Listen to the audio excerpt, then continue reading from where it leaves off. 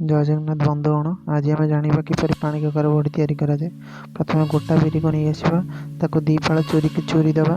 चोरी सारापर 8-10 घंटा पानी में भिजे रखा जहाद्वारा कि मलबा और चोपा गुड़िक बाहर जा। बर्तमान चोपा छड़ेवा धीरे धीरे चोपा गुड़िक छड़ेवा प्रस्तुति जारी रही।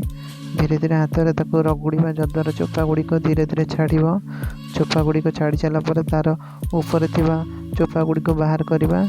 से गुड़ाक हल्का हल्का चोपा गुड़िक आम देखा पाछुड़ी मध्यम धीरे धीरे ताको बाहर कर अन्य एक पात्र में रखा।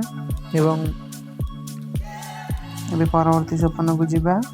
बर्तमान नलका पानी में 4-5 थर बिरी गुड़ी को धोईदेवा जहाद्वारा कि बंची मैला और चोपा गुड़िक भलसे बाहरी एबे किसी समय ताको रखी बिरी को बाटीदेवा और ता मध्य जीरा तेजपत्र और पानी कखारु को पकईदेवा।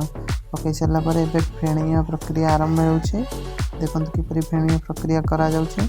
या 5-10 मिनट फेणिबा एवं जेपर्यंत यह हल्का न हो जाए हल्का हो कि नहीं देखापी या पानी रे किछि पकईदेवा। जदि यह पानी रे भासला ताला जना पड़िबो फेणिया प्रक्रिया संपूर्ण हो जाए।